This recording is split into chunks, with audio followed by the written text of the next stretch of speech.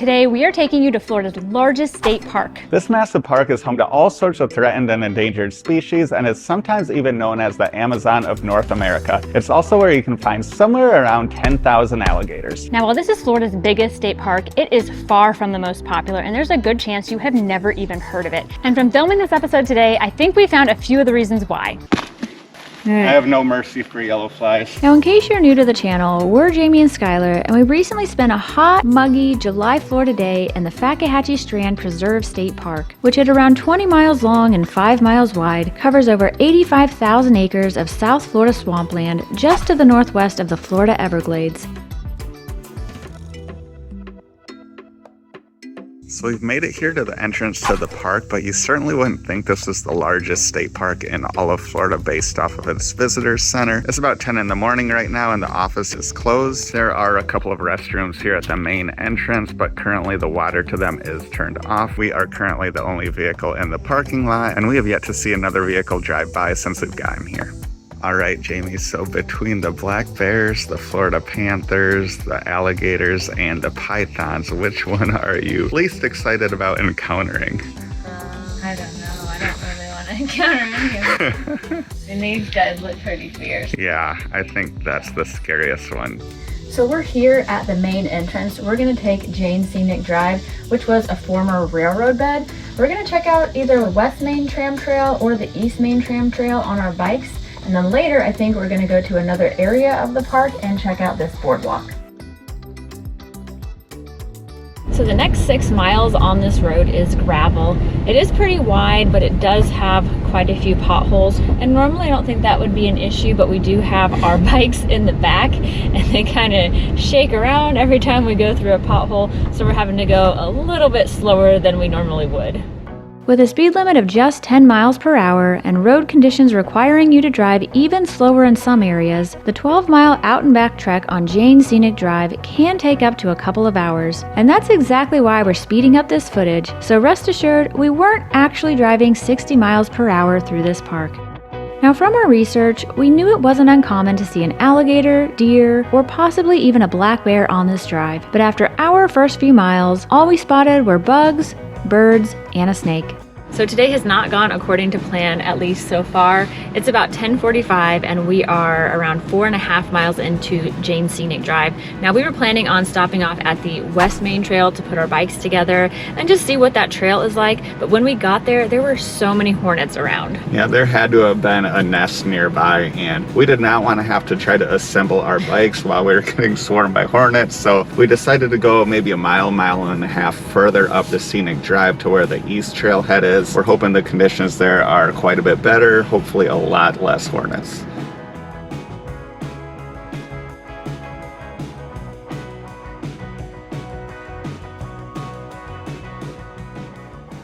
So after driving around 6 miles, we've reached the part of Jane Scenic Drive where you can't drive any further with vehicles. As you can see, we've also reached the trailhead to the East Main Tram, and we kind of have a really crappy choose your own adventure type of situation. As you can see behind me on the East Main Tram, there is a bunch of standing water. That is not really what I'm prepared to do today. I did not come here for a mud hiker bike. You can hear the water rushing. Now, we are pretty confident that we could get our bikes through that standing water, but we just have no idea what the trail conditions are like after that. And I don't think either of us are too excited about driving our bikes through a bunch of water and mud while getting bitten by bugs. So I guess our decision is to drive back to the West Trailhead and take our chance on the main trail getting stung by hornets. Now, before we head back to the West Trail, I do want to share another reason why I didn't want to bike or hike down this trail today. We haven't had cell reception in miles, and also it's been that long since we have seen another vehicle. Now, there are several animals out here that could kill you, and even though an attack is very unlikely, being on a trail that is just a few miles closer to cell reception would make me feel a little bit better. Now, because of the potentially deadly animal encounters that Jamie mentioned, we did take some precautions and we brought both a knife and some pepper spray.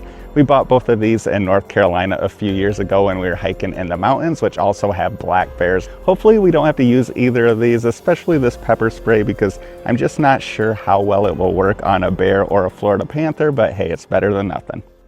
So we are now heading back down Jane Scenic Drive towards the West Trail, and we've covered about 6 miles on the trail so far. And I think we were both hoping to see a lot more animals by now. We were expecting to see some gators, maybe even a black bear or a Florida panther, or at least a deer. And I think all we've seen so far is one snake, a bunch of birds, and a ton of butterflies. So we have seen a little bit, but hopefully when we get off this main drive onto one of the smaller side trails, there will be some more animal spottings, but we'll find out soon. So our luck is finally changing. We just spotted our very first alligator. He is sunning himself on the side of the road. We are gonna drive past him and gonna try to give you a closer up look at him. Oh no! Timid. He's pretty shy. We didn't even get close with the vehicle, and he is back in the water. So he was hanging out right here, and he just slowly backed into the water. He just disappeared. You would have no idea there was an alligator like right there because the water is so murky. We made it back to the trailhead, but we are parking over here while we get the bikes ready, and we're closing all the doors very fast to make sure that none of the bugs fly in there. So we'll see how this goes. So here at the trailhead, the bugs haven't been bothering us near as much as they were earlier today. I think it's because there is so much more sun right now. Yeah, I think the sun being brighter definitely keeps the bugs away, but unfortunately it makes it much hotter as well. I know you're already sweating, and we haven't done like anything yet. Earlier there were just wasps and hornets like swarming all around this area, and I haven't seen any around here, so that's good. Now this trail is the West Main Tram Trail. And we're here, we're gonna head that way towards the prairie. Now we were at the East Main, and that is where the trail was underwater. Today, I'm not sure if this is a good thing or a bad thing. This trail is quite shaded, at least in this area. It probably won't be once we get out to the prairie, but we have found that in the shade, the bugs tend to swarm a lot more. So it's either you deal with the hot sun and the heat, or the bugs. If you are visiting during the summertime, you will want to make sure to bring plenty of water, sunscreen, and also bug spray. Now we haven't been here in the winter time before, but if you are here in the summer, you also want to be aware of whether or not it's rained a lot recently, because these trails can get flooded very easily. Oh, there was just, I'm not sure if it was a wasp or a hornet. Okay, so we need to get out of here.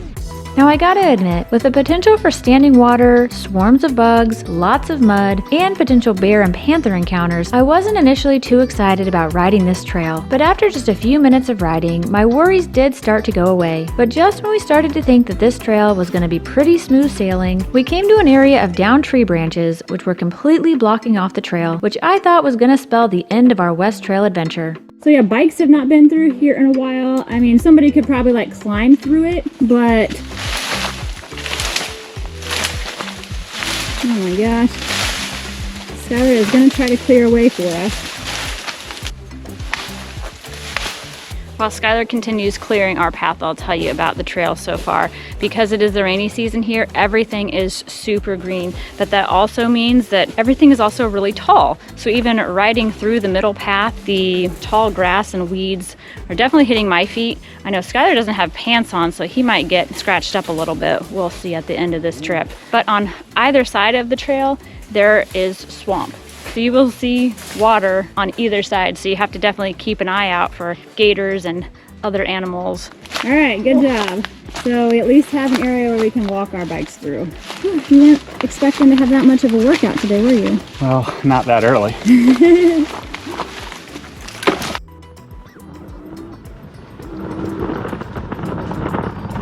So from the trail map back there, they said that this trail was supposed to open up into prairie. We're probably half-mile down this trail at this point. Definitely no signs of prairie yet, but hopefully it won't be too long. Not sure if you guys could see that rabbit running across the trail, but after seeing that rabbit, that makes a snake, an alligator, a rabbit, and a bunch of birds and butterflies, and hornets, lots of hornets.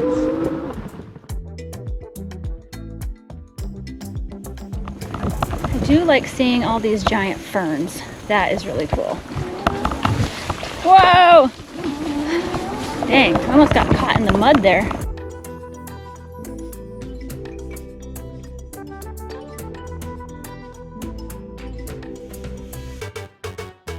So one piece of great news is that the bugs have not been a problem so far. I think as long as we keep moving, we're gonna be just fine. Oh, something back there. I don't know what that was, but I scared it. It was in the ferns. It was probably a gator.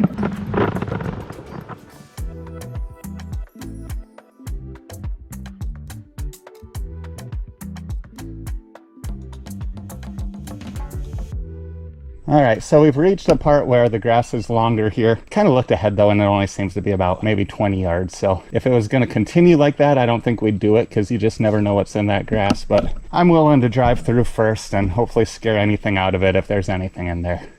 All right, ready? Yep. Coming through, gators. All right. Oh, I agree to do some of these things. Okay.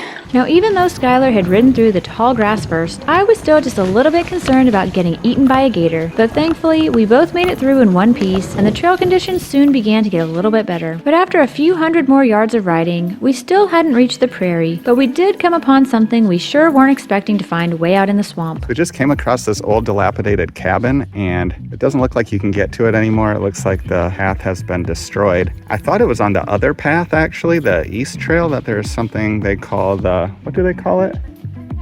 Yeah, they call it the Fakahatchee Hill Inn. We thought that was on the east trail, and we're on the west trail right now, so we're not sure if this is actually it or if this is some other building. We'll figure it out and let you know once we get back and have some internet service, but we were not expecting to find this. It's pretty cool. So shortly after passing that rundown shack, we reached this little area where there's a Jeep parked under a canopy. It says private property. We initially actually thought it might be some rangers when we came upon it from a distance, but as we got closer, we saw there's no one in it. I didn't know anyone could even own property within a state park. I'm not really sure what's going on there, but we still haven't reached that prairie. The trail is getting worse as we go. We really wanted to show you that prairie, but we just have no idea how much further it's going to be. And also it's supposed to storm at some point, and we don't really want to be driving back in the pouring rain. So we made the decision to turn around, but we're still happy we at least got to explore this trail a little bit. Let's get back to the AC. I know, it's pretty hot.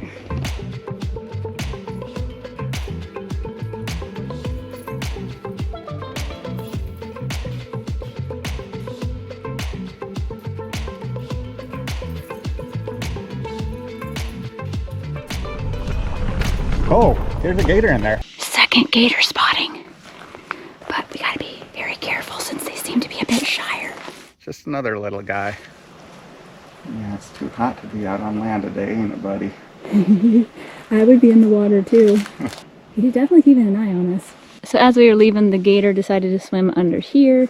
He's got to be somewhere The under second the Jamie road. tried to take a picture of him, he swam through the culvert. Literally, I was like, Skylar, you want me to take a picture with you and the gator in the background? And immediately he went underwater and then went here. And we were wondering if he'd come out over there, but he might just be camera shy. Yeah, he's apparently okay with video, but not pictures. With our second gator encounter in the books, we were ready to get off of the trail and back on the road, where we still had another section of the park to visit. By the time we had turned back, we had ridden around 2.5 miles on this trail, and we later learned that if we would have gone just a little bit further, we would have reached the prairie. But considering we were both covered in sweat and the bugs were biting my legs through my pants, we were still glad we turned back when we did. We both agreed that we'd love to return to ride this trail again in the winter, when it would likely be better maintained, would be cooler and less buggy, and we could enjoy all the amazing plants and animals found in the park, which includes 44 imperiled animal species and 71 imperiled plant species, including a type of orchid and a type of bromeliad that can be found nowhere else in the United States.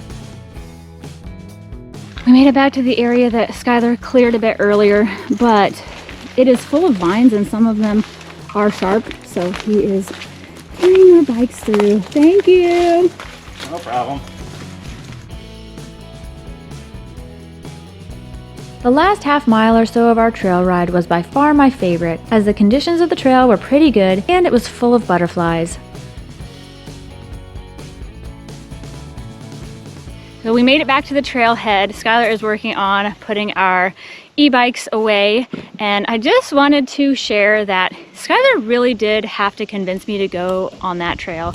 I honestly didn't want to do it. This park is a little more wild than I was expecting it to be. I knew that it was going to be pretty secluded, but I wasn't prepared to literally be the only people out here. Ah! What is that? What? Oh my gosh, is that a yellow fly? I don't know. That's what I was trying to figure out. It landed on my glasses. Yeah. And it was definitely on, is it on me? I don't know. I don't see it. Oh, yeah, it's on your hat. Okay, thanks. Yep. I have no mercy for yellow flies. So to get back to what I was saying, I knew from doing research online that it was going to be pretty secluded, but I was not prepared to be literally the only people in the park. You know, we didn't even see a ranger whenever we checked in. There was one vehicle that was driving along the scenic drive with us, and we saw a second vehicle, but they were just driving on the road. So yeah, they never even got out of their vehicle. Yeah, Skylar said they never even got out of their vehicle. So mentally, I wasn't prepared to literally be the only people out here with the alligators and the bears and the panthers and the snakes. And then whenever, you know, we saw the first trail and it was already underwater and saw all the hornets and the wasps, I just was not into it. But thankfully, Skylar talked to me a bit and got me to agree to go down that trail. And it was pretty fun. So since you enjoyed the West Trail so much, are you ready to go ride on the East Trail? Oh no, absolutely not. But I am ready to go walk on that boardwalk. So let's get these bikes put away. Our second stop at the Fakahatchee Strand Preserve State Park would take us nearly 7 miles to the west, where you'll find the Big Cypress Bend Boardwalk. And while our time along the James Memorial Scenic Drive was a bit of a mixed bag, our time at the Big Cypress Bend Boardwalk was all good, as the nearly brand new path and pavilion truly seemed like luxury compared to the bumpy road and muddy trails we'd been on earlier. So Jamie had to stop our hike quick to film this guy. We've actually been seeing a lot of these things. They are massive and they're actually pretty colorful. Yeah, I think they're very pretty. So Jamie, what do you think about this trail compared to the last one? I would say this one is a lot better cleared. Look at all the space we have here. And it's a lot nicer. It feels a lot safer. Yeah, no downed trees blocking it off, no swarms of bugs. And you're above the swamp, so... Yeah, you don't have to worry about tripping over any alligators. No. But it is going to start storming here very soon. Now, even though this boardwalk trail is about 100 times easier to access and probably 1,000 times better maintained than the last trail we were on, I still gotta say I do prefer the last one just because it was so much more adventurous and you just didn't know what you might find around the next corner. That being said, now that we're done with that trail, it's really nice being on one that's so wide and so well maintained. Now we did make it to the end of the boardwalk path here. It does continue on a rock path, but the thunder just keeps getting louder, and as soon as we got down to this lake area, we also found more of those biting flies, so I think we're gonna turn around. Just as our shirts got dry from all of the sweat, now it's raining and they're getting wet again. Yep. Oh well. Thankfully we found some cover. So we made it under this shelter just as it started raining, and man, it feels great under here. You look comfortable. These are nice rockers. Now, while we sit here and wait for the rain to pass, I do want to share an interesting fact about this state park. It is known as the orchid capital of North America because of the wide variety of orchids that grow here in this state park. There's actually one type of orchid that only grows here in the park, and also the ghost orchid, which is extremely rare. And actually in the 90s, there were some poachers that were coming into the park and trying to steal some of those orchids. And that situation was actually turned into a book, and that book was eventually turned into a movie. That movie was Adaptation with Nicolas Cage and Meryl Streep. Now, neither of us have ever seen the movie before, but I think we're gonna go home and try to find it. If you've watched it before, let us know what you think of it in the comments. So by now, you've probably formed your own thoughts on why this park isn't that popular, but we're gonna share ours based on our experience today. And I think the first reason is they're just not trying to be that popular. They really focus on preservation and education over recreation. So you're not gonna see a super fancy ranger station. The road isn't that well maintained. The trails really weren't well maintained other than this boardwalk here. And they just don't seem to employ that many staff, at least not in the summertime. But we do anticipate that in the winter months, there would be more staff employed, and also that they would maintain the trails better because there's just going to be a lot more people that want to visit the park in the winter when it isn't so hot and rainy every single day. Now, I think the location of the park is also a huge factor in that, because you have to drive quite a ways in order to get to the main access, to access the hiking and biking trails. And because the park is so far from civilization, there is limited cell service. So you have to be at least a little bit adventurous to be willing to share those trails with bears, alligators, pythons, and even panthers. So while we definitely understand how this state park is not for everybody, we do think that the next place we're going to be taking you to is for almost everyone, and we're going to take you there as soon as we get a break in this rain. So the rain hasn't stopped completely yet, but I think this is as good as it's going to get for a while, so we're going to make a run for it. After an exhausting day in Fakahatchee, we were ready for some food and drinks. And when we discovered we'd be passing right by a place called Gators Crossroads just a few miles into our drive home, we knew we just had to stop by.